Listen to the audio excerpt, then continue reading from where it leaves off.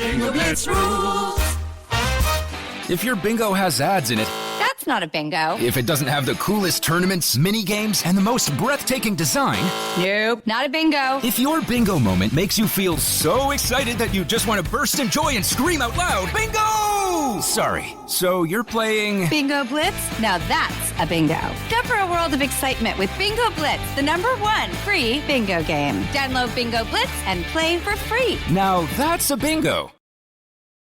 My dad works in B2B marketing. He came by my school for career day and said he was a big ROAS man. Then he told everyone how much he loved calculating his return on ad spend.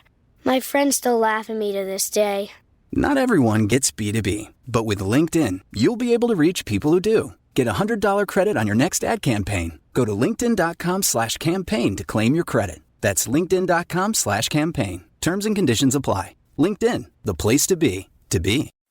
Let's hang out. Let's hang out. And let's talk about what Leslie's about. Let's hang out. And let's listen to two lesbians shout. Let's hang out. Let's hang out. Hey everyone, and welcome back to Lez Hang Out, the podcast where we want to know, should old acquaintance be forgot and old lang syne? You cut so much in the middle. I thought I was like, all right, we're going, right? You want me to do the whole song? Yeah, Next verse, here we go. I do like this recurring theme of you singing at the beginning of every episode, so keep it running, please. I'm just going to keep, you said you liked it, I love so it. now I just have to. I love it. Listen, I'm here to just make you happy, Ellie, that's all. Thank you. And you do. From the West Coast, I'm Lee Holmes Foster. And from the East Coast, I'm Ellie Brigida. To those of you who have been with us through this whole journey, thank you as always for listening. And if you're a new listener, welcome. We're excited to have you here. Here's what's happening this week. This week in the Lesdom. This Week in the Lesdom is a place where we can touch base each episode about things going on with the podcast or otherwise. And we are still in our 12 days of Lesmas. We are, during the holidays, giving back to all of our beautiful Patreon supporters. And we want to remind you also that we are in the middle of our Season 5 Patreon campaign. We're trying to get to 125 patrons so we could have a bonus Q&A episode for all of you. And we do have 3 new patrons that we want to thank: Jennifer Cerullo, Angie Piccolo, and Jennifer Trujillo. We also want to thank our patrons. We had such a blast with you at this Under the Christmas Tree watch party, which we're going to be talking about Under the Christmas Tree in this episode. I hope if you haven't seen it, you try to see it. It's incredible. We also want to tell you about an Ask Me Anything that we will be hosting on the Wisdom app on January 5th at 1 p.m. Eastern Standard Time, 10 a.m. Pacific Standard Time. Ask us all of your questions that you want. Your relationship questions. Ask us about the podcast. You can ask us about the musical. You can ask us what our dogs eat for breakfast. Whatever you want to ask, we are open books. We're going to be going live on the Wisdom app. Where can they follow us, Lee? You can follow us at Let's Hang Out Pod on Wisdom. And I think if you follow us, you will get notified when we go live that day. So worth doing. Plus, if we enjoy it, who knows? You might just see us popping up on Wisdom again because, do you know Ellie and I like to talk to each other? You might not. We not love have known. talking to each other and we love talking to all of you. So we are so excited to be on the Wisdom app. It is a fun audio-only app where you can hear all kinds of different talks. We will just be one of those. So hopefully you join the app and you want to hear us and you want to hear some other people. Because we have some wisdom to share. We do. So we will see you there. Just as a reminder, that is Wednesday, January 5th, 1 p.m. Eastern Standard Time, 10 a.m. Pacific. Can't wait to see you there. In the Greater Les universe, we have to talk about Miranda's gay awakening with none other than the Sarah Ramirez. So excited to see Sarah Ramirez in the new Sex and the City. And also it's about time they made Miranda gay. So here we are. There it is. Speaking of making someone gay, I've been watching Hawkeye lately and they really need to make Kate Bishop gay. But there was this entire thing with Kate Bishop and freaking Yelena. And I was like, this is 2 queer women sitting at a table if I've ever seen them. So Marvel, get your shit together. Make Kate Bishop gay. I will believe it when I see it. If it happens in the series, I will die. That's what's happening this week. Back to you, Ellie and Lee. Thanks, Ellie and Lee, and welcome everyone to Season 5, Episode 8, which means, that's right, it is our next installment of our Lez-ssentials series.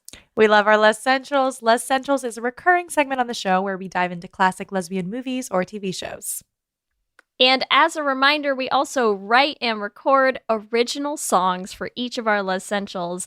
And we have, as you should all have expected, a new holiday classic for you with the song for the episode this week. Now, listen, we're going to be talking about the movie Under the Christmas Tree, and I have decided, for everyone's ease, to, not confusingly at all, call the song based on it Underneath the Christmas Tree. Yeah. How could that confuse anyone? It won't. You know, you have to figure out the syllables, the rhymes. It just works. Yes. It didn't fit. Zero confusion. Underneath the Christmas Tree, the song we wrote based on the movie Under the Christmas Tree. Yes. It's very clear. Very clear. If we continue this show for another 10 seasons, which you know we will, we'll have an entire Christmas album by the end of it. So I'm so excited. Get ready I can't for wait. that. Because this Lez-ssentials, we are talking about Under the Christmas Tree, as Lee said. The director was Lisa Rose Snow, and the writer is Michael J. Murray. It's also starring Elise Bauman and Tatiana Jones. I would also like to mention that the majority of the people involved in the production are members of the LGBTQ community, which we always is incredible. Love to see. I'm pretty positive that Lisa is a member of the community, the director. We talked to Tatiana and Elise in our previous episode. You might have heard it last Friday. We'll maybe give you a little bit. A Christmas bonus. A Christmas bonus. The best kind.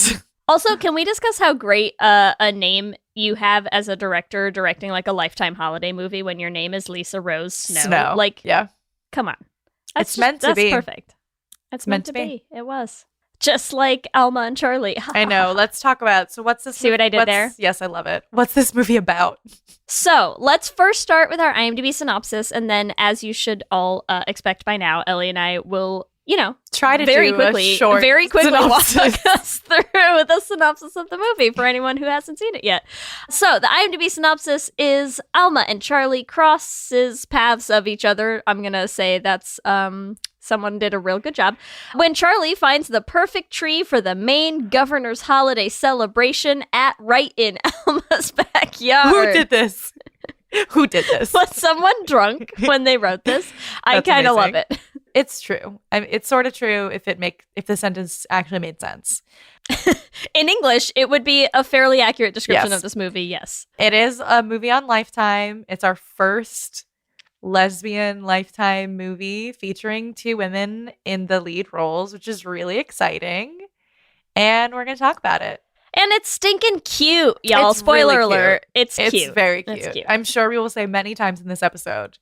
It's very cute. It's so cute. It's I'm so here cute. for it. Listen, it is a Christmas movie. It is a Lifetime Christmas movie, which means it is heavy on the rom-com, heavy on the contrived plot. We'll talk about some of it when we get into it. But it's fun and I love it. What else are you gonna say? I thoroughly enjoyed it. I really did. Before we start, I'm gonna say, if you missed watching it when it aired live on the 19th and you have cable, you should be able to log in at lifetime.com to watch it. It is not too late. And we want to make sure that Lifetime keeps making us gay holiday classics. So yes, please watch it. But just for anyone who needs to follow along and has not seen the movie, let's dive in a little bit. So, here we go. Movie starts. We have a drone. Everyone loves a good drone flying overhead. This is how we meet the character of... Well, actually, we technically meet Alma first, I guess. Yeah. She's got chickens, but we immediately jump to Charlie, who is the person flying the drone. Charlie, I think her business card probably must read Tree Whisperer. Is that what we're going with? Yeah. I think also She's a probably tree whisperer. reads gay tree whisperer. It's pretty obvious. Yes, very gay tree whisperer. She's got a puffy vest. She's got some boots. She's ready to hike through some woods and find the perfect tree for the governor's tree lighting ceremony. Very important. Very important. That is the first. That is the first of what I'm going to say contrived movie plot points that you have to buy into for the holiday joy of this film. there is nothing more dire than finding the right tree for the governor. It's very important. Oh, Okay? and also after you find the right tree, there's no compromise. Like, there's a million trees in this world, but there's only one. Only one. This is the right one. There's no other way. Yeah. Listen, to be fair, anyone who's ever gone Christmas tree shopping agrees. Like, you go and you're just like, garbage, garbage, garbage, garbage, garbage, garbage. The only good tree here, and I must buy it now, and I will, like, beat anyone who comes near it, right? Like, honestly, true. I did go Christmas tree shopping the other day with Jana, who's, like, the most Did you beat someone over a tree? No, but she's like, I'm going to go find someone, stand here, watch it. Like, I'm literally like watching the tree. Do not take your eyes off. Have a hand on the tree at all times. Nobody else comes near it. And if anybody comes near it, like growl aggressively something. Yeah. If they come near it, you know? And it worked. I did have to fight a few people, but we got the tree. And it's perfect. There you go. Fit for the mayor's governor's And that's really all that matters. We also meet Charlie's friend, Rohan, who... I can't quite tell what his job even is. He's not the tree whisperer. He's like the tree whisperer's assistant, which, like, I want to live in this universe. That's all I know. I want to live in the universe where, like, tree whisperer is a full-time, year-long gig, and you get an assistant somehow out of this. I just, what? Yeah. I want to know what Charlie makes. It all That's checks what I out. want to know. Do you get benefits? Like, what is this? Is she getting a tree every month? Like, or is it just like one there's a lot of tree lighting. Big lump sum. You know what I mean? Like, the main governor's holiday is like, it's like a $200K job and that's it, you know? Like, to find one tree. It takes you like a couple weeks and you're done. Yeah. Oh, Lord. So then we jump over to Christmas Central, Christmas Depot. Did we ever get the name of the store? I didn't. If so, I don't remember it. There has to be a name to it, but I didn't write it down, so I'm so sorry. I don't have that either. That's okay. Yeah. Christmas Central. And we meet the one, the only, Elise Bauman. No, her name's Alma. The character's name is Alma, but it's Elise Bauman. And it's just, listen, for anyone who, can we like take a quick second real fast to just say that this podcast, the existence of this podcast, yes, owes a huge debt to one conversation Ellie and I had where she was explaining to me Carmilla, and I had not watched Carmilla yet. And Ellie was like, oh my God, you have to watch it. They're in college. She's a vampire. There's this great scene. It's like they don't even kiss until like the end of the whole first season and all this stuff. And we had that whole conversation where you walked me through Carmilla, and then I had to go and watch all of Carmilla. And that was how we discovered our shared love for queer media and like niche gay topics. So thank you, what Elise. A joy. And now it's what full a circle. joy to be here all these years later watching Elise Bauman in the first queer Lifetime movie. Like, what? It's amazing. pretty awesome. It's pretty awesome. It's pretty great. So we meet Elise. She plays Alma, who runs a Christmas store. Also, apparently a full-time gig. I'm telling you, I want this. This universe seems better than ours. I mean, every Lifetime, but like every Lifetime movie has like the people who like their whole life is Christmas. And to be fair, like, I don't know, there's like Halloween stores that like only come up once a year and they probably still make a lot of money. You know, like it's a big industry. Yeah. You just got to make all your money. I feel like those people don't just not do anything for like the other 11 months. Yeah. You know? So anyways, we meet Alma. The other great throwback is that in the movie, Alma's father is played by Enrico Colantoni, who also played her father in Carmilla, which is a fun throwback for all of us. Probably for all of us. I'm sure for them as well. You know? Yes, for sure. Just fun. So we meet Alma and her father. Her parents currently own the Christmas shop. They're in the process of like handing over the reins, right? Passing down the family job of running this. I like what you said. Shop. What you said to the Christmas reins. Get it? Ooh, passing down the reins. Yes, like Santa himself. Yep. Oh my God. Wait, sorry. We're going to get through this in no time at all. I'm doing a great job keeping us on track. What if we need a movie where like Santa's daughter is going to like take over and also she's gay? Yes. And like falls in love with someone like on her first like Christmas run or something. I'm here for it. Sorry. I'm just planning our next holiday movie. It's gonna be great. Yes. And gay. Yeah, Santa's very supportive of his gay daughter. It's gonna be great. Santa's gay daughter. That's what it's called. Her name's like Ruby or something, you know? Oh, yeah, I like that. Yeah. Perfect. Okay, so where am I? We've met Alma. She's talking to her dad. And then she walks out to meet up with her best friend, Marie.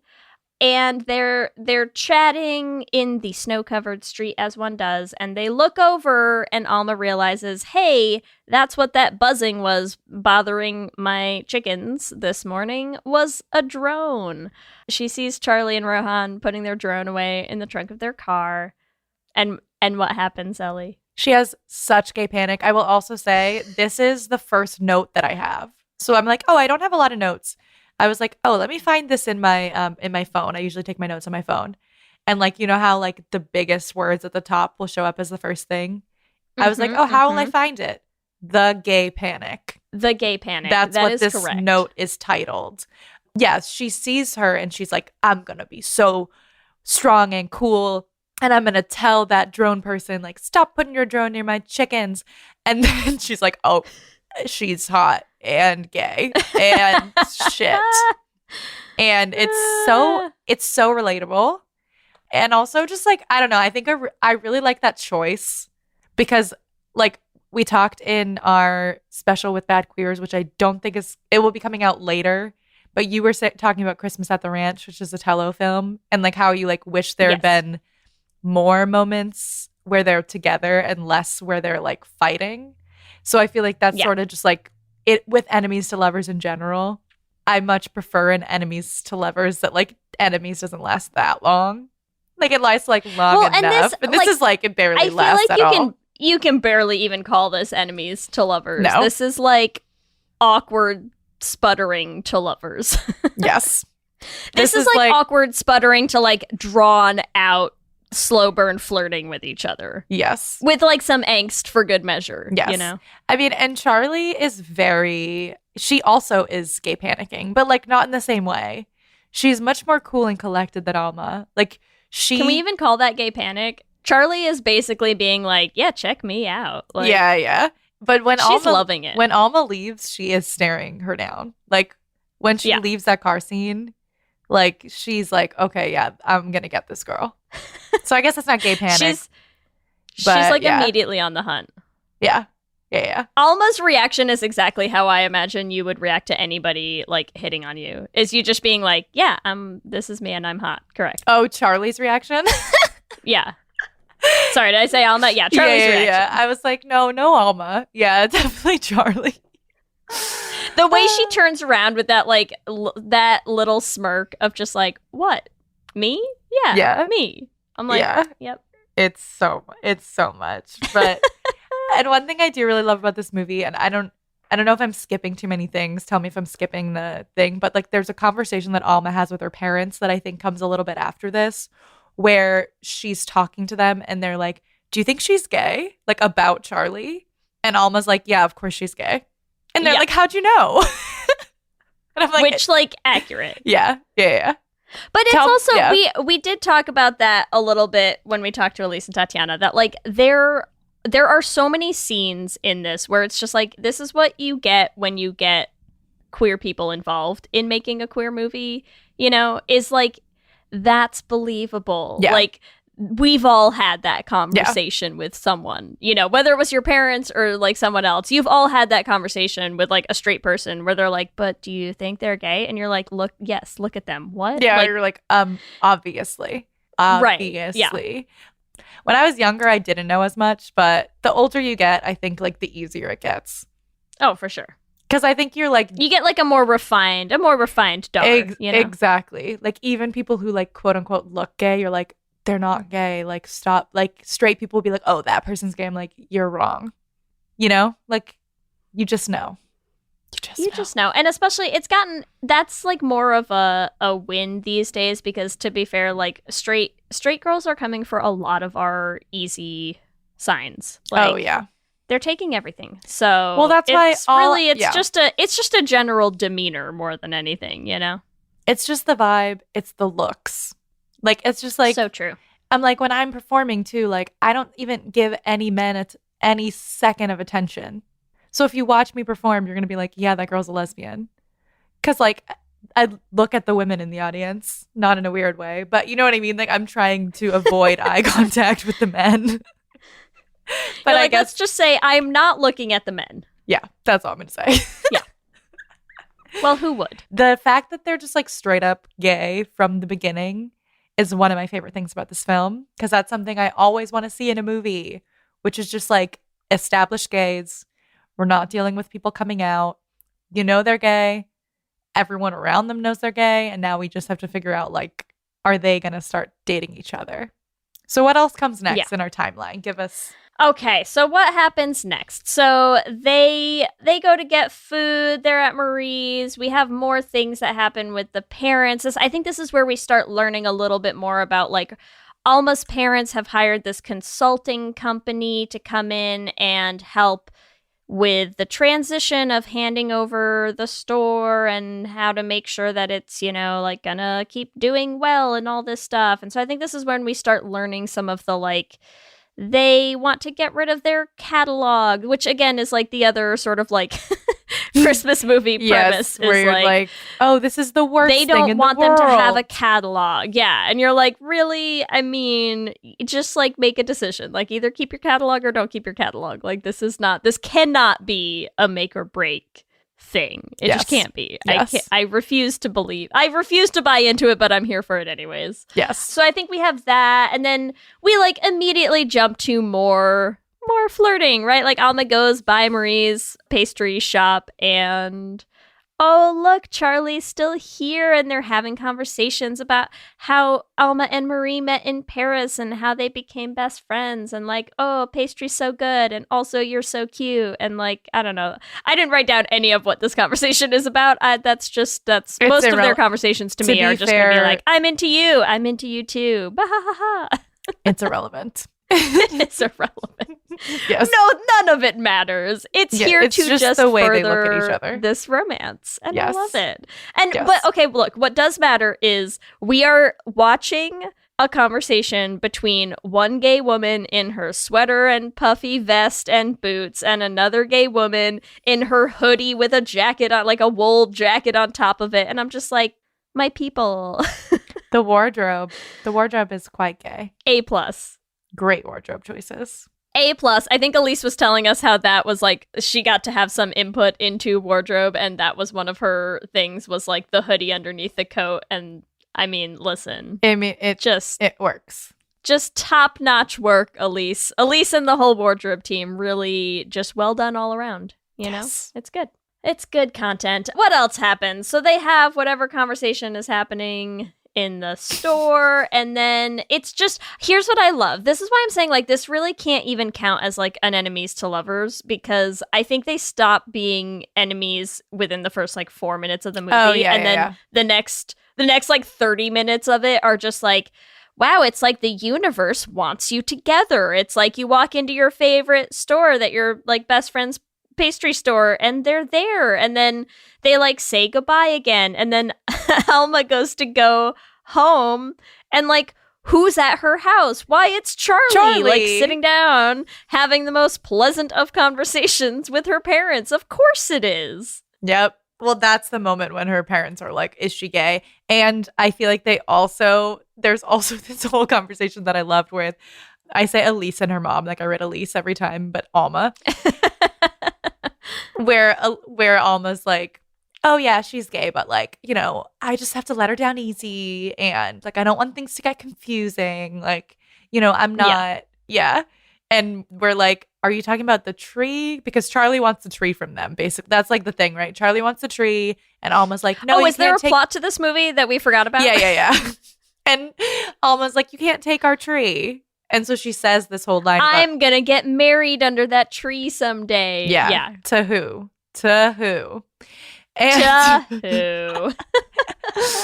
And she's like, oh, we got to let her down easy about the tree. But like, her mother's like, oh, are you talking about the tree?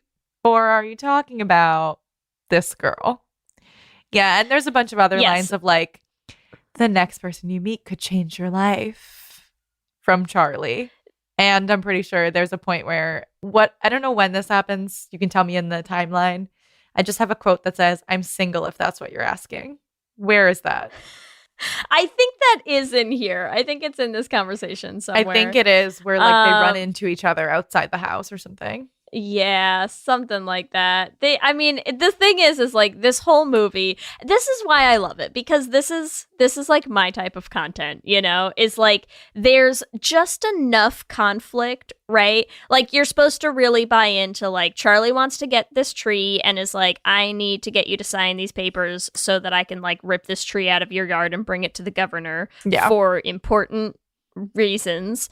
Alma is like, but it's my special tree that's in my yard that we decorate every year and I'm gonna get married under it. And so it's like there's just this sort of like simmering like flirtation and clear like interest and attraction that they're like, but we also are like, all we're ever gonna talk about is like, but this tree, the tree. Yeah. And it's like also I feel like there's a part of it too where like, right, you're supposed to think Charlie's staying here on externally. She's like, I need to stay until I get the tree. Yeah. Right? But like underneath it is like, actually, you could have just found another tree, but you are using this like tree thing to just keep talking to Alma.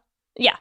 Well, yes, which exactly. It would be a more convincing argument if it's like every time Charlie's like, I have to stay to get this tree. And like her eyes are like a fucking Alma homing beacon. She's just like, boop, boop, boop, boop, boop, boop, boop, boop, boop. I must get the tree, win the tree, have the tree. And you're like, okay, sure. Yeah. We're talking about a tree here. Yes, you're correct. Sure, we're all having a conversation about a tree here.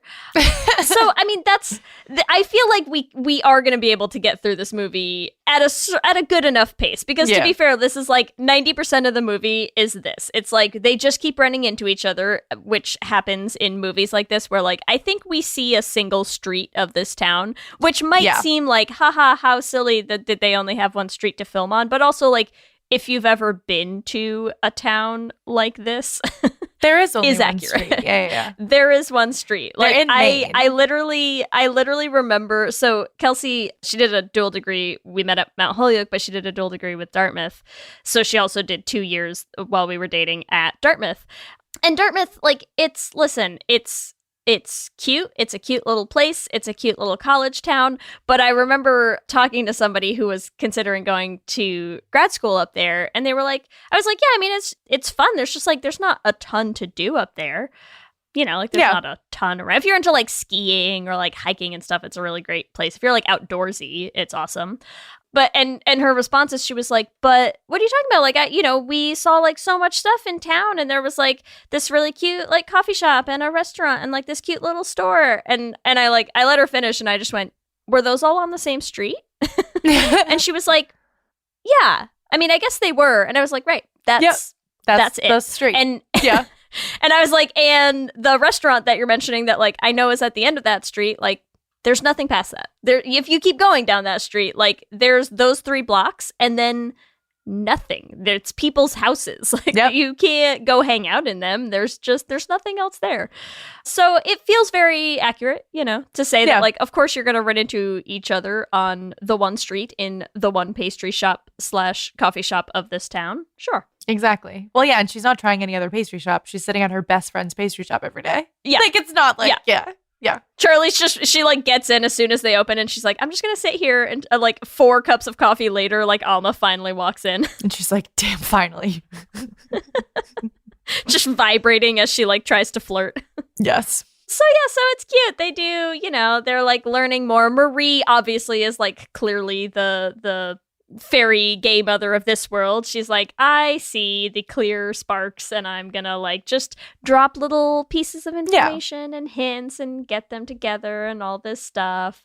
Everything after this is more scenes of the same. It's like, more conversations with the mom about the catalog and more conversations with Rohan about getting the tree. And it's they're just kind of building up the I feel like the most like important thing that happens after this that's different is the gingerbread contest. That's like the next note that I have. I feel is there like anything there has in to between? Be things that happen before the gingerbread contest. Let's see. There's the what scene else where they're in the happens. chicken coop. That's the only other one. No, they have the scene where they're like building the nutcracker ornaments together and stuff. They have some of those. I mean, I do love Christmas movies because I feel like they always have these like absolutely ridiculous plots. And so a solid 50% of the movie is just the script writers being like, let us buttress up the plot of this movie, like, quick, put something over here to like hold it up so it doesn't collapse. So you just have to like keep having your characters reinforce the like, they want to get rid of the catalog still? What? Yeah. How? No. We haven't gotten the, you know, Charlie's constantly getting calls from her boss, who is Rohan's mom. Is that right? Yeah. Yeah. So she's constantly getting calls from like this other person in the government, apparently, whose job is also primarily to ensure that they have a tree. For the tree lighting the tree ceremony. Manager. Yeah. The tree manager. Yeah, of course. Yeah, getting a Christmas tree really needs some middle management positions. So they've got a few. It's got middle management, the tree whisperer, the assistant. It's like they have like a whole tree department, actually, huge in the governor's system. office. Yeah. They have their own building. It's great. Yeah. So she keeps having these phone conversations where it's like, have you gotten the tree yet? And she's like, I'm working on it. And you're like, this is the most ridiculous thing of my life, and I love it. Yep. I love it so much. So then they run into each other again. Oh, and then they do have the chicken coop conversation. So yeah, do you want to talk about this one? Because their flirting is cute, and I love it. Yes, Alma has chickens, which we found from the beginning. Which like there always has to be some sort of like animal element in these Lifetime movies. So we got a little chicken coop, and she's talking about her names for all of her chickens, and basically Charlie's like trying to guess, and keeps guessing like all of these like gay icons. And so literally almost like, I did not name my chickens after gay divas, and that cracked me up. So she's trying to figure, I think that's a big part. You like, would though. You would. I would. Yeah. When she's saying that, I'm like, yeah, I would. What are the chickens' names? Betty? One of them is Betty. So they end up being all the names from... They're like from... White Christmas? No, from like they're all Christmas film things. And the funniest thing is she's like, when you find the chickens' names, you'll figure me out. And I'm like... So two of them are Betty and Judy, are from White Christmas. Okay, Betty and Judy, White Christmas, yeah. And then there was from It's a Wonderful Life. But it's just funny. She's like, if you know the chickens' names, you find the key to me and my heart.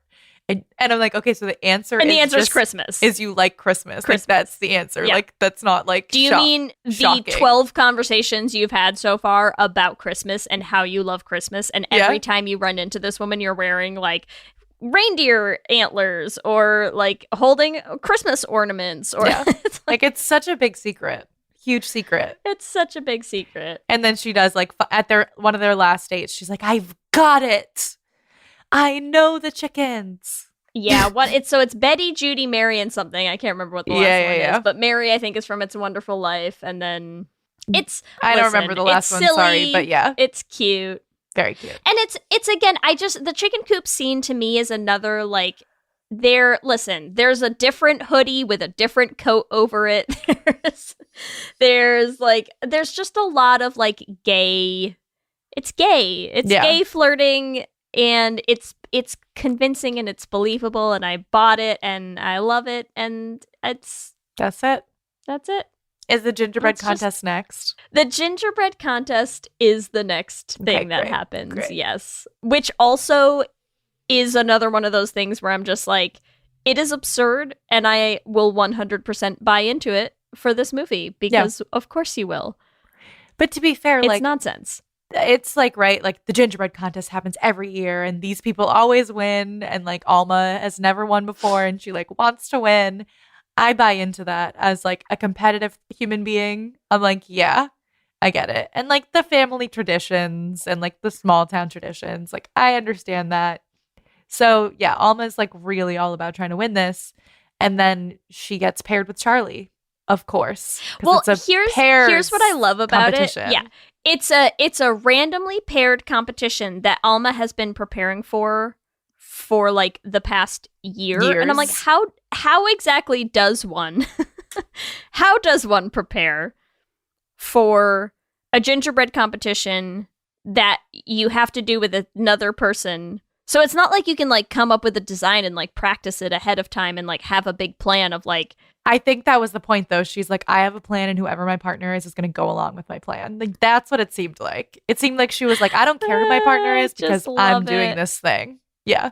I love it so much. So, they have this ridiculous, like, their names get pulled, they get put on a team together, and the other two, like, top contenders for the trophy also got put on a team together. It's like someone who's art student, and like art student something. So they have like fierce competition now, right? And she's like, oh no, what if Charlie doesn't take it seriously enough? And like, what if she doesn't win because she got paired with Charlie, who's like new in town and doesn't know what she's doing here? And then Charlie proves herself because she is good. She fights little children to get as many supplies as she can get.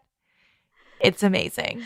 And they have this absolutely ridiculous grabbing all the supplies scene. I don't know, there's like 6 people in this. I don't know what Alma was doing that like she somehow didn't grab anything. I'm like, literally just like walk over and like push, just like arm load a whole like shelf into your basket. What are you doing? She's just like running in circles. There's also like a few really nice moments in the scene. Like there's like somewhere she pulls her hair back or something, and there's like a little like moment. And then they also, when they do win, they cheer to the lesbians. They literally say to the lesbians. And I swear to God, I'm like, fuck you, Lifetime, but also like, we love it. They basically wrote that line so it could be in a trailer. Yeah. You know what I mean? Right? Like you wrote that line so you could put it in a trailer so the lesbians would be like, because like, it's just weird, but cute. And I'm like, yeah, I get it. If I was on a team with a gay woman as well and we won, I'd be like, lesbians. So. I mean, 100%, as would we all. Literally, we all would have named our team, like, Go the Lesbians. Yeah. Like, as soon as we got paired together, we would have wasted, like, 30 minutes at the start of the competition, like, making name tags, just being like, lesbian, team lesbian. Like, yeah. So I do like that. Like, that's one thing I really like about this film is, like, they're really, like, digging into, like, these are queer women. And, like, I like that they're like, yeah, we're gay. Yeah. I really vibe on that. And they're like, we are proud and happy to be 2 queer women who just won this ridiculous gingerbread competition. Like, I love that. And like, that's what I love is like decisions like that like are ridiculous, yes, but also like they're real. Let's be real. That's what we would do. That's how we would act. And it's like, I feel like there are things like that where I don't think there are things that make it inaccessible to a straight audience. Yes. But I think there are things that queer audiences are going to really enjoy and appreciate when you're watching this. It's cute. I love the call out. So then what do we have? We have the Auld Lang Syne scene, obviously. So then we have the touching, like she's connecting with the parents and she plays the piano, magically hitting notes that are only in the middle of the keyboard, but produce sounds that one would find at the extreme way up high. Of the piano. Tatiana did say to us, just like those hand doubles. Like, we know. She's like, thank you to the hand doubles. So talented. Talented.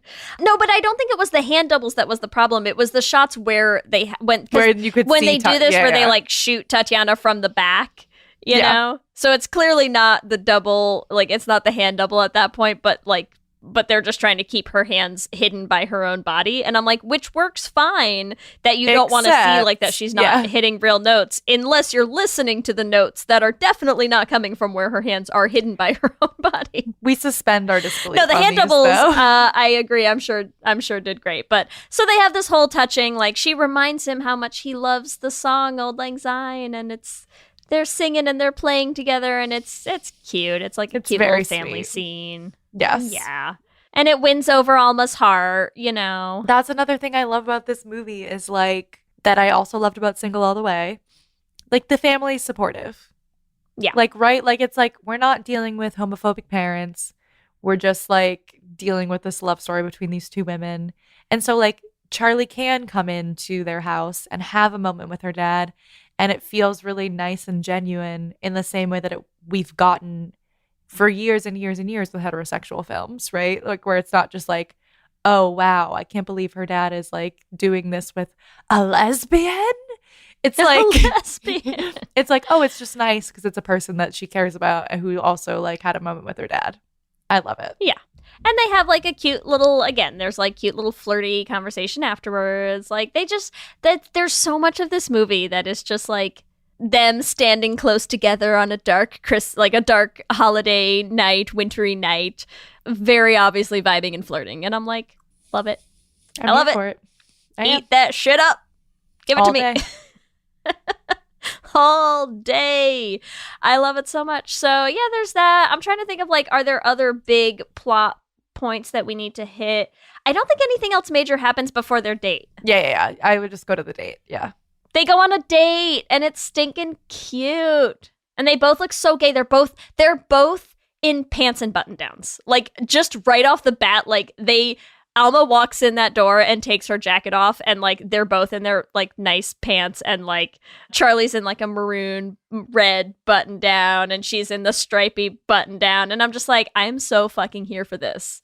Yes. I wrote like this is gay. This is gay culture. Both of their outfits, like what a gay first date outfit. Like so what good. A gay first date. You're both in like your fucking like a holiday best button down. I'm just like, this is the gay content that I came for, and I love it. I love it too. I love it. I love too that this is the moment too where we have Charlie have a really awkward moment as well, right? Because she like destroys when the she food. burns the food. Yeah. So Yes. I like this too because like obviously we had a confident Charlie from the beginning, but I feel like it's just nice to have a moment where like now that she knows Alma and she's a little more nervous, like she wants to impress her, and like I think it's just like a very sweet moment. This episode is sponsored by BetterHelp. And as we head into Thanksgiving time, I want to start by thanking my wife, Kelsey, who has not only listened to just about every episode of this podcast for 8 seasons now, but who also is the only reason I'm able to make time to record it every week. She takes the kids, gets them dinner, and gets them ready for bed, just so that Ellie and I can come on and yell about gay things into each other's faces for an hour. So here's a reminder to send some thanks to the people you're grateful for in your life, including yourself. I've been in therapy for a long time now, and one thing that's so important about therapy is how it teaches you to be more intentional. And being intentional about gratitude and how to show that to the people you appreciate is just one of the many benefits that I've gotten from therapy over the years. If you've been thinking of starting therapy, consider giving BetterHelp a try. I know how hard it can be to find time for regular therapy, and BetterHelp is designed to be flexible and convenient for your schedule. You can fill out a brief questionnaire to get matched with a licensed therapist, and you can switch therapists at any time for no additional charge. If you want to start being more intentional about gratitude in your life, visit betterhelp.com/lezhangout today to get 10% off your first month. That's betterhelp, HELP.com/lezhangout.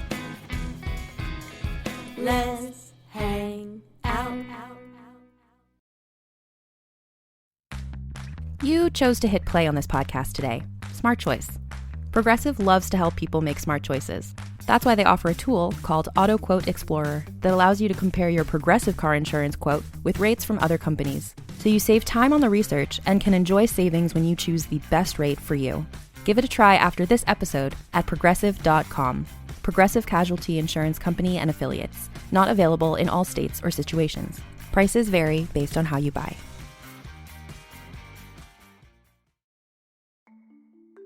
For many businesses, the holiday season can be both an exciting and stressful time. With so many balls in the air, one thing you definitely want to know you can rely on is how you're selling your products. And with Shopify, you can rest easy knowing it's the home of the #1 checkout on the planet. Nobody does selling better than Shopify. And when it comes to successful brands like Aloe, Allbirds, or Skims, an often overlooked secret is all the things that go on behind the scenes that make selling and, for shoppers, buying simple. For millions of businesses, if you take a peek behind that curtain, you'll see that Shopify is what makes it all possible. Shop Pay boosts conversions up to 50%, so that's more happy customers and way more sales going. It's true all the time, but especially this time of year, your commerce platform better be ready to sell wherever your customers are scrolling or strolling, on the web, in your store, in their feed, and everywhere in between. Businesses that sell more sell on Shopify. Upgrade your business and get the same checkout we use for Realm merch with Shopify. Sign up for your $1 per month trial period at shopify.com/realm, all lowercase. Go to shopify.com/realm to upgrade your selling today. Shopify.com/realm.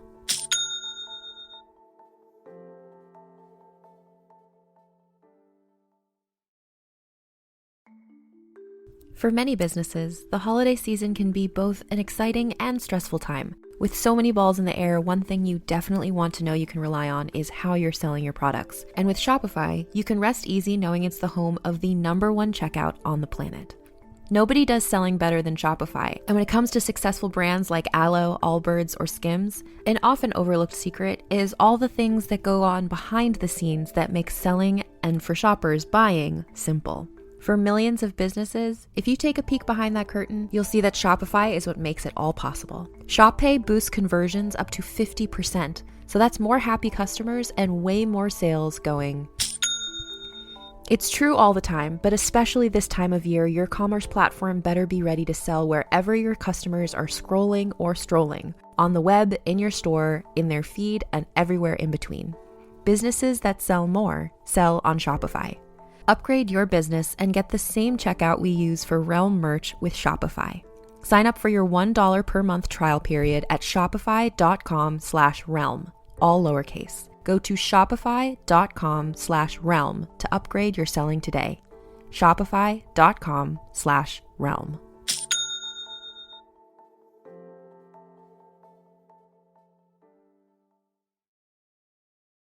Even though she completely destroys dinner.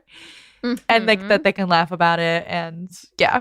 And I think this is where we find out about the chickens, what their names mean. Yeah, I think she figures it out on the date. Yeah. And and Alma says, my first profoundly queer moment was watching White Christmas as a kid. And watching Vera Allen, which cracks me up. Like the tap dancing number, you know the tap dancing number where it's just her legs in this really short skirt. And I'm like, that tracks. That tracks. Because I remember that scene very vividly as well. And here we are. Do you want to tell us about your gay awakening, Ellie? I mean, I don't think I had a specific gay awakening to White Christmas, but when she said that, I was like, oh, okay. I could see it. Yeah. I definitely didn't You're like, I get it. Yeah. Yeah. I definitely really, really loved the sisters and was like, I could do without the men. So I understand. Listeners, if you had a gay awakening to White Christmas, just write in and tell us. Let's hang out pod at gmail.com. Yes.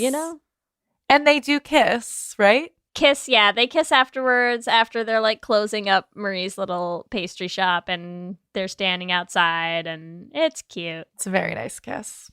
Yeah. I do think they have pretty good chemistry in this movie.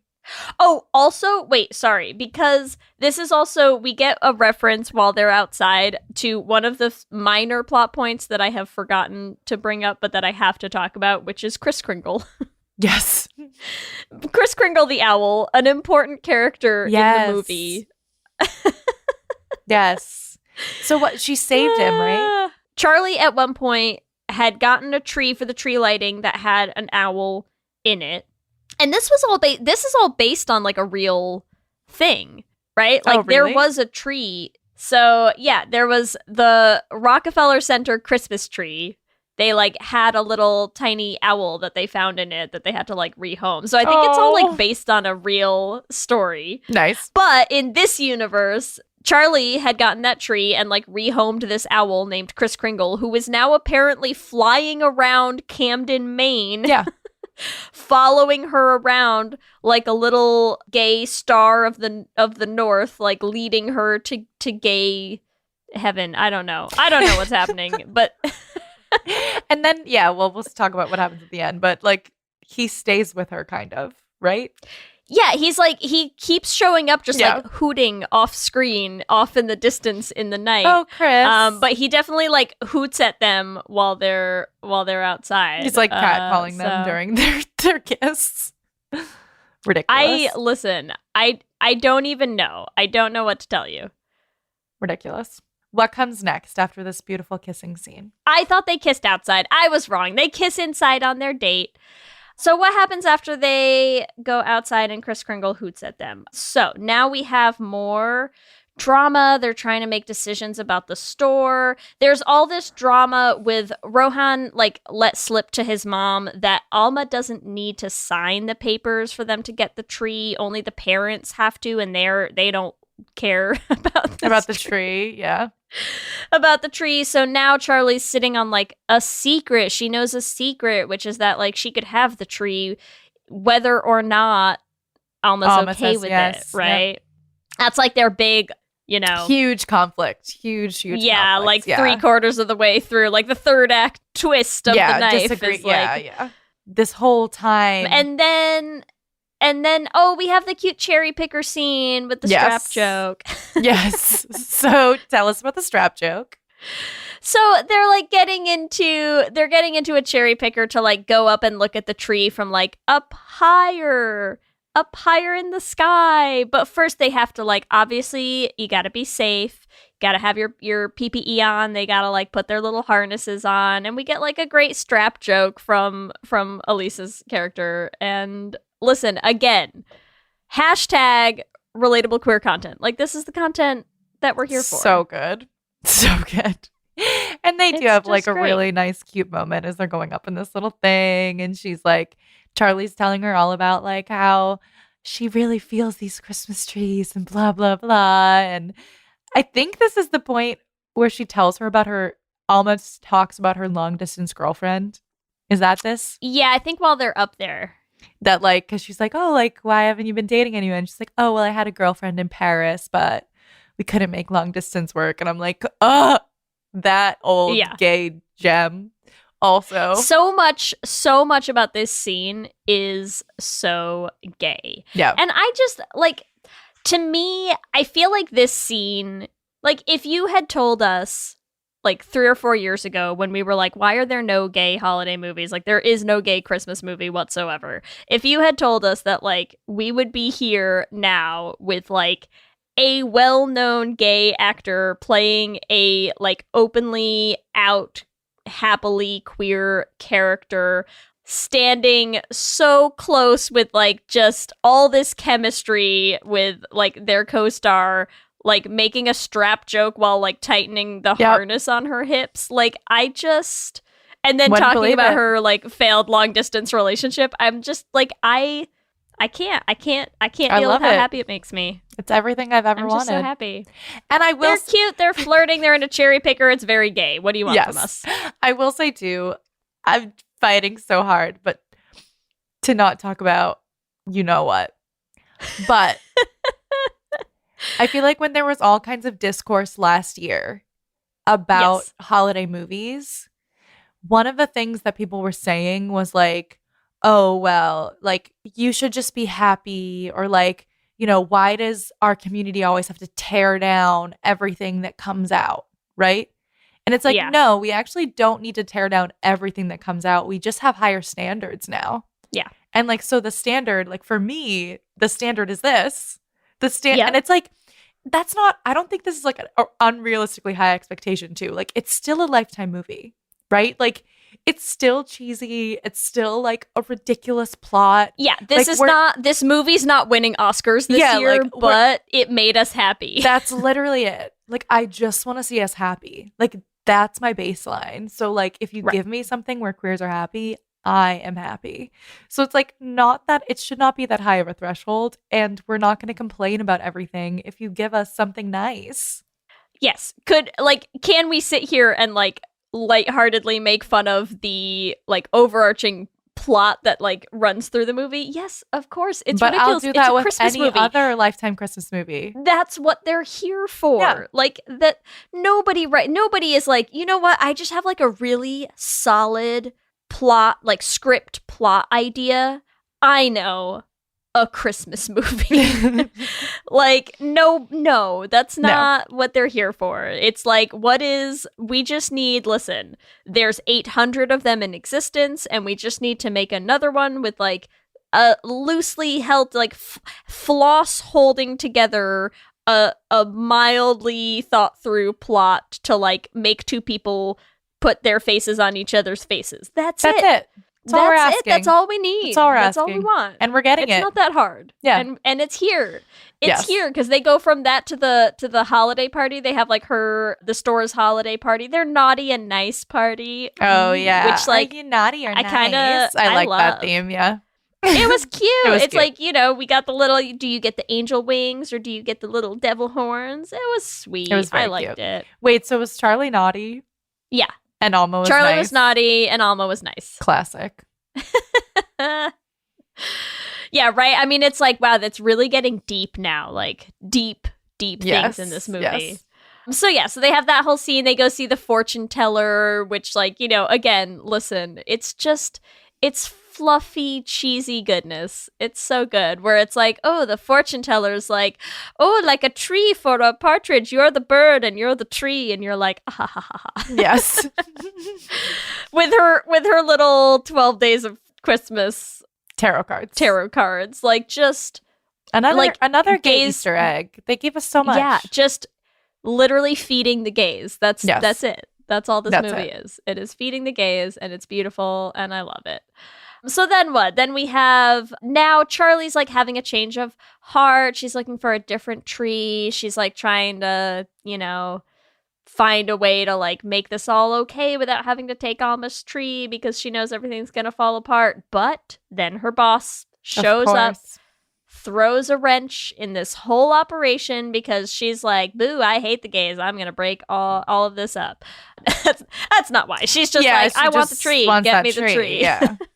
Very important tree. And that's why I love it, because it's like, even in this universe, it's not even like literally not a single person like there's no homophobic anything. She's just like, it's very important that we get the tree. The governor's up for re-election. And you're like, yes. Yes. She's like, break up. She's like, I don't care about your girlfriend, but like, I wouldn't care if it was your boyfriend either. I just care about the tree. This is purely political, right? This is like, there's no homophobia in this world. It's like Big Tree is here to break these girls up. Exactly. And there's so in a town with it. many, many trees. In a town with a tree sanctuary. Yes. Oh my God, yes. Yeah. In a town with there's no other tree. Literal, like, it's right. It's called a tree sanctuary, right? They plant a bunch of trees every year, and they're like making more they have like and a whole more reforestation trees. project. Yeah, the town project. of Camden Yeah. is one pastry shop, one Christmas tree store, and 8,000 trees, like within a 2-mile radius. That's it.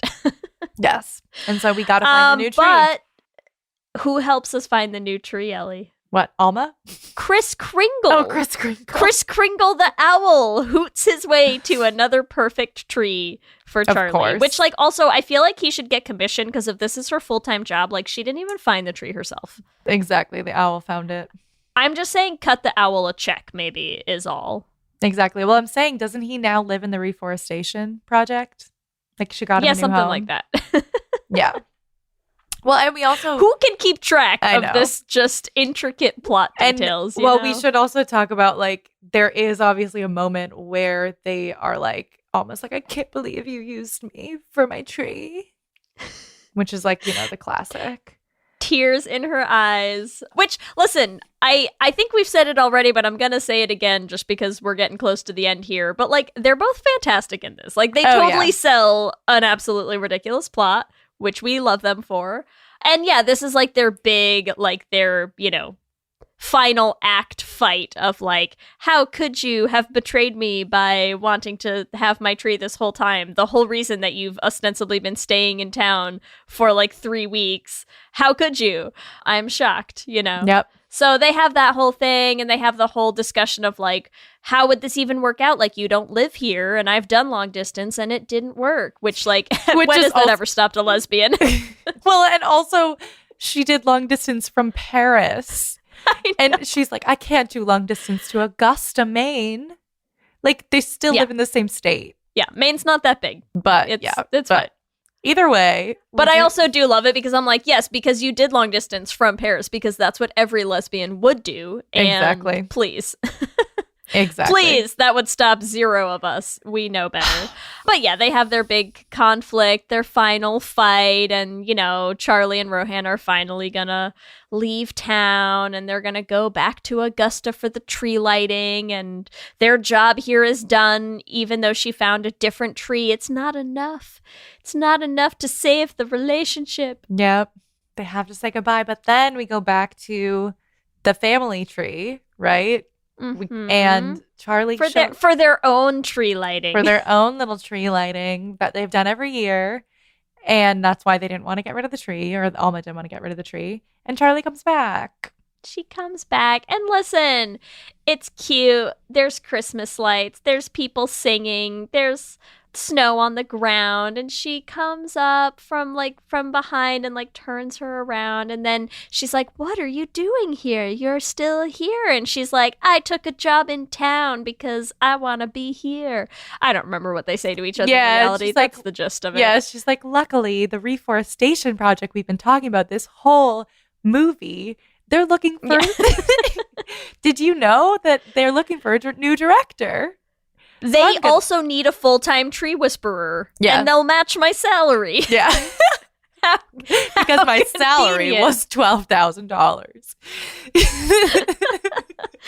It's just, listen. It's ridiculous, but we love it. We buy into it. I buy into it. Every movie like this, like every rom-com like this, the characters might as well have the conversation be like, "There was a tall piece of paper in my way, but I pushed right through it for you." Yes. And then the other person is like, "Oh, I love you too." Yes. Well, they do have a really, it's so cheesy, but I loved it. They kiss, and then also she's like, "Come here, come up with us." And she's like, "It's just family." And she's like, "Yeah. Oh my God. It is family." And I'm like, "Are they getting married?" Like they just Yes. I honestly, listen, when she said that, having had the throwaway line of like, "I'm going to get married under that tree someday," I 100% would not have been surprised if they had like popped out some rings and like literally had the dad be like, "I'm ordained." Like nothing would have surprised me, and nothing would have been too far for me at this point. So I was ready. Agreed. And it's beautiful. It's a big we have a nice kiss. We have a beautiful ending. Everyone's happy. It's the end. Cute. So the cute. End. We made it. I feel like we did we didn't really do a short synopsis, but we did what we usually do. What we did before we tried to do the short synopsis, which I like. We talk through it. We have some moments. What are your thoughts on this movie in general? I know we like, not specifics, but just in general. My thoughts are, you know how last year Yep. You know how last year a movie came out and we watched it. We all watched it, and then we watched it again because I had to write the song on it and take some notes. So I watched it again, and then we watched it again with our patrons, and then I never want to watch it again. Yep. And every time I watched it, I got progressively more and more upset at it existing, and now I probably won't watch it again. I feel like this one, I would watch this again. I will watch it again. We're going to watch it with our patrons, and I'm already excited. I would watch this, next year. I would be like, what a absolutely cheesy, ridiculous Christmas rom-com, and I love it. Even if they don't make another one, Yeah. I'm hoping they will, and I'll watch them both, but, it's just fun. It was just fun. It made me happy. It made me happy and made me excited for Christmas. Whereas, happiest season, listen, I'm not going to fault it. Great cast, funny, dialogue moments, great production quality. But I'm I don't want to celebrate. This is not a fun holiday escape for me. This is queer trauma porn. And I'm I don't want it. I want this. Agreed. I also agree. What are your thoughts, Ellie? What do you think? It's just such a nice, there's so many things about it that I really love that if I put a checklist of things that I want in a holiday movie, it hits a lot of those points, which I really like. Yeah. And especially what I want in a queer holiday movie. But I love cheesy Lifetime movies. They're constantly running at my house. I was literally watching the end of one before this episode. Like they're Listen, we wrote our own cheesy rom-com musical. Like this is and our I just jam. feel like there's things that we have not historically gotten in films that we're getting this year, and particularly in this movie and in Single All the Way, that make me really excited to see like where we're gonna go next. And way more excited than just like, oh well, I guess we got a movie this year, so cool, we got one, let's see what happens next year. This is what I was hoping would happen, which is supportive family is number one, established and out queer people I love, good chemistry between the two main leads, happy ending, and like multiple kisses. Like, you know, I feel like there's like, I don't want, like good ones. They didn't look awkward. And they good didn't look ones, forced. and good ones. They didn't look like you were like, okay, straight women, like you're trying your best. Exactly, I get exactly. it. You know, you And do you know where to put your hands? Apparently not. Like, but no, you're like, yes, convincing. I buy it. You're both like, they just are so. The whole movie's so gay. It's so gay. It's so gay and so great. And I think too, like, I just want to mention a few things before we wrap up that we did talk about in our Lisa and Tatiana episode, but I just feel like is worth mentioning again, which is that the majority of the cast and crew were members of the community, which I think makes a big difference. And also Lifetime itself is making a commitment to have more LGBTQ characters in their movies. So Under the Christmas Tree is one that has 2 female characters, but there's also going to be 10 movies that feature LGBTQ characters in general. So, like, we can have a variety of characters in our Lifetime movies that are part of the community, even if they're not all, like, the main feature. Yeah. I think it's good not to just also tokenize us in that way, right? Of, like, my hope for next year, because, of course, like, we need more, is that there'll be more than just one also. So even if, like, next year Lifetime's like, oh, we do 1 a season. Like, what if you did 2 next season? Like, they make a lot of movies. Yeah. You know, like, right? Because they do have, and I know they have other ones that even this year, like I saw Rivka Reyes put up a TikTok that I think there's like a background, like not background. There's 2 lesbians on a bench in the background. Yeah. No, I think it's like there's a side plot that's like a queer story. Yeah. That's also on Lifetime. That's called A Picture Perfect Holiday. So I haven't seen that one yet, but I do also want to check it out. Yeah. You know. So that's like my hope, is that we have also more variety in these stories as well. But I feel like this is just like such a big positive step forward. I loved it. All right. great. Do you want to do our Q and Gay? I'm so ready. Let's do that. do it. Q and gay. Question number 1. When do you celebrate Christmas? A, December, B, December and July, or C, all year long? I'm gonna say just December. December's good for me. Same. I'm just like Thanksgiving ends, you get ready for Christmas, and then that's good. Same for me, but I will say, like, once Christmas starts, it's intense in our house. Like, we have so much, like, huge tree. We have like a tree decorating party. We have like our shower curtain is now Christmas. Like, we had like a toilet seat that has Santa's face on it. Like, it's a lot. It's a big. Who's getting the bidet this year, Ellie? Yeah, it's a big deal. It's a big deal. We'll see. Whoever's new is usually the one who gets it, because like the new people like have no clue what it is. Love it. Okay, question 2. What's your favorite pastry out of A, pâte à choux, B, eclairs, C, pain au chocolat, or D, tarts? Ooh, oh my God, so many options. I feel like eclairs. That's a big thing in our family. Love those. Can't go wrong with a good eclair. Mm-hmm. All right, question number 3. Have you ever made a gingerbread house? Yes or no? I have made a gingerbread house, although I don't think we baked the gingerbread. I feel like we like bought a kit and made the house. But I am super excited when the girls get like maybe a little bit older. I feel like it would just be sheer chaos. Yes. Sheer chaos right now, but like maybe next year I feel like we could try a gingerbread house with them. That's going to be super very cute. Very cute. Yeah. Question 4, Ellie, are you naughty or nice? I should have known this one was coming to me. I'm just going to go for it. I'm naughty. A. Coal in your stocking this year. Yep, I would wear the red at the party. I do love a good red jumpsuit. So Is it because it will match I my could devil? see that. I could see Is it that because for it would you. match my devil ears? Yes. All right, question number 5. What's your ideal holiday date? A, dinner and dessert. B, ice skating. C, hot chocolate and watching the snow. Or D, board games by the fire. Ooh, I don't know. I'm torn between those last two. Like, I guess maybe for like a date, I'll say like hot chocolate, like chocolate, a nice cozy blanket, sit outside and watch the snow. It is nice. When's the last time you've seen snow, Lee? It's been a while. I was like, when are you?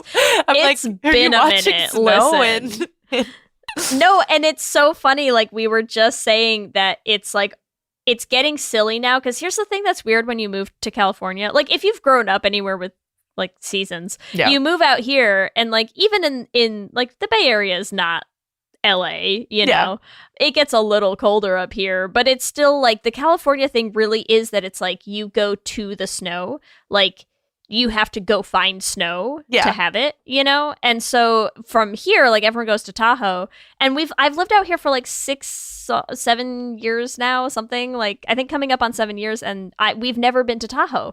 And we were just saying that to someone, and they were like, really? That's weird. And I was like, yeah, but here's the problem is like the first couple of years we moved out here, I was done with snow. I'd done snow. Yeah. I didn't need to find snow. Like, I was enjoying winters without snow, and that was okay. And then we had a newborn, and then we've had a pandemic, and now it's just been like an outrageously long time that I haven't actually really done snow for a while. I do miss snow sometimes. I know. You'll go to Tahoe and find the You know snow. what the problem is? I'm really afraid that like the girls are going to grow up and they're going to be like, I remember going to college and you'd have like all the Californians who came out to Massachusetts for college, and they just like, didn't know how to walk in snow or on ice or drive in it or anything. And I'm like, oh no, my kids are going to be that. Yeah, I mean, just going to Tahoe once or twice a year is not going to fix that. So It's not going to cut it. So I you're know. just gotta, that's going to be a thing, but it's okay. We'll figure it out. When they go to Harvard, they'll have to figure it out. Oh, yeah. There we go. Remember, you can give us your own answers to this episode's Q&A questions on our Twitter at Lez-ssentials. And for all of our Lez-ssentials, of course, we have to have our drinking game rules. So for Under the Christmas Tree, here are the rules. Number 1, anytime Kris Kringle shows up.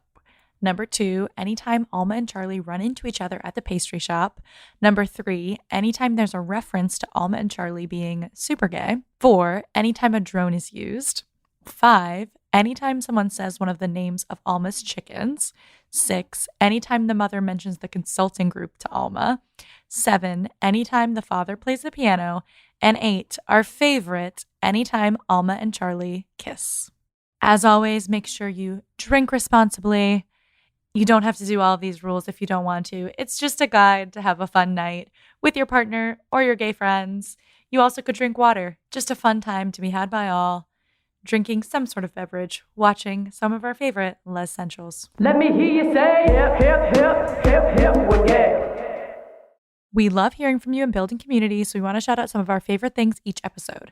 The first thing we want to shout out is thank you to everyone who came to our live show with Bad Queers. That episode will be coming out next week. If you couldn't join us live, you'll be able to hear that next week on our feed. We also want to thank Julia Gonzalez, who sent us a lovely email. It was a kind of thank you and year wrap up, so thank you for that. We really appreciate getting your emails. If you want to be featured in Hip Hip We're Gay, please send us more emails. We love hearing it. And as always, we want to thank our Lesbian Jesus patrons, Mark Foster, Jess Klaus, Tanya Ferguson, Jacqueline Rose Nishino, Sarah and Julia, Carrie Ann Lawrence, Danny Gunlock Tamora, Brittany Ray, Alana Rosen, Lizette Stye, Stacy, Adi Benitez, Fiona W., and Whitney Lennon. And our King Princess patrons, Amy and Ellen, Leah Henley, Liz Chen, Julia Gonzalez, and Ashley White. Thank you, all of you, and to all of our patrons. As always, we just could not keep doing this podcast without you. Remember, you can also find us on all the social medias, Instagram, Facebook, and Twitter, and now TikTok at Lez-ssentials. You can email us at lezhangoutpod@gmail.com. Send us those long emails. We love to see them. Or check out our website at lezhangoutpod.com. Whatever app you use to listen to podcasts, make sure that you subscribe. That way you'll get new episodes as soon as they go up. Also, you can subscribe to The Flame on any podcasting app. We also have videos going up on our YouTube channel, so make sure that you subscribe to those at youtube.com/lezhangoutpod. If you want to support the podcast, one of the easiest ways to do that is to rate and review us on iTunes. We love hearing what you have to say, and it helps new people find the show. If you want to support us financially, the best way to do that is to go to our Patreon. You can find it at bit.ly/lezpatreon. You get access to so many cool things like our Discord chat. You get ad-free episodes. You get access to our Lez-ssentials viewing parties. All sorts of fun stuff. It's just a blast, and it helps us make the podcast. If you want to help support us making new musicals and help us get the Flame on stage, you can join the Flame Patreon at bit.ly/theflamepatreon. If you want to get our merch, and what a great time to get our merch because we still have all of our holiday patterns available, you can find it at bit.ly/lezshop. I am wearing my It's the Most Wonderful Time to Be Queer shirt right now, and I love it, and you should all get one. That's You're all. rocking it, and I cannot wait. I really want a It's the Most Wonderful Time to Be Queer mug so I can just sit and get some hot chocolate in my beautiful Let's Hang Out mug. Sounds delightful. It is. Delightful and gay. Just like you. Just like me, yes. If you want to find us individually, you can find me at Ellie Brigida on Instagram, Twitter, and TikTok. And you can find me on Instagram, Twitter, and TikTok at LSH Foster. With that, I'm Ellie. I'm Lee. And let's hang out again soon. Let's hang out.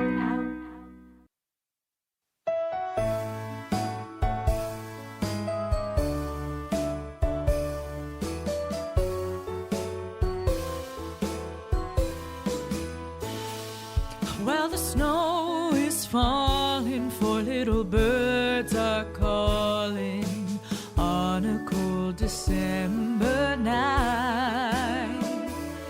There's a carol playing and the trees are swaying, getting ready for the tinsel and lights. Let the evening find us dreaming of years behind us, toasting to old lang syne. But I have a dream that on Christmas Eve she'll be waiting for me underneath the Christmas tree. I hope my Christmas wish comes true. My hope is rising like a pot of shoe.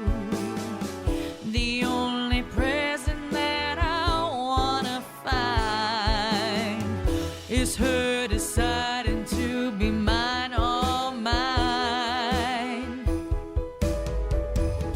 Gingerbread is baking, everyone dreams of making houses full of sugar and spice, looking for ideas to bring joy and cheer in a catalog of Christmas delights. Have your fortune told, but only Kris Kringle knows whether you're naughty or nice. But I have a dream that on Christmas Eve she'll be waiting for me underneath the Christmas tree. Oh, I have a dream that on Christmas Eve she's gonna be waiting for me underneath the Christmas tree.